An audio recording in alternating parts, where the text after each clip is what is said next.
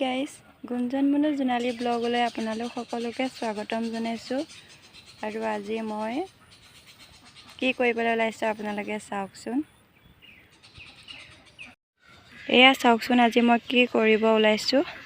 এয়া দেখিছে যে গৰু, মই গৰু পানী খুৱাবলৈ আহিছোঁ। গৰু দুটাক এৰাল দি থৈছে। এয়া পানী আনিলোঁ, ভাবিলোঁ ঘৰতো মানুহ কোনো নাই, ময়ে পানী অকণমান খুৱাই দিওঁ। ৰ'দো যিহেতু বহুত দিছে, বহুত চোকা ৰ'দ, একদম মানুহে থাকিব পৰা নাই। আৰু গৰুকেইটাকো ভাবিলোঁ পানী অকণমানকে খুৱাই দিওঁগৈ। মাহঁত থাকিলে মই তেনেকৈ খুৱাব লগা নহয়, কিন্তু আজি মাও নাই বাবাও নাই, সেইকাৰণে ময়ে আহিছোঁ।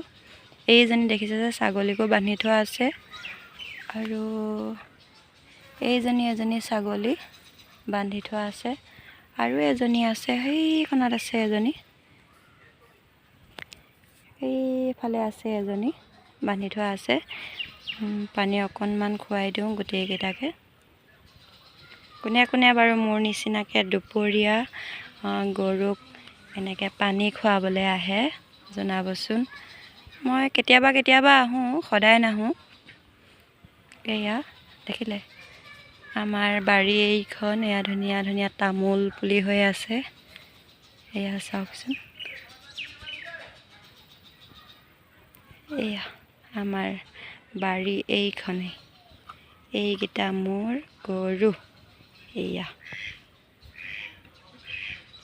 সকলোৱে মোক মৰম দিব বুলি আশা কৰিলোঁ। গুঞ্জন মুনু জোনালী ব্লগটো সকলোৱে তাতে গৈ ছাবস্ক্ৰাইব কৰি দিব, আৰু লগতে শ্বেয়াৰ আৰু লাইক কমেণ্ট সকলো কৰি দিব বুলি আশা ৰাখিলোঁ।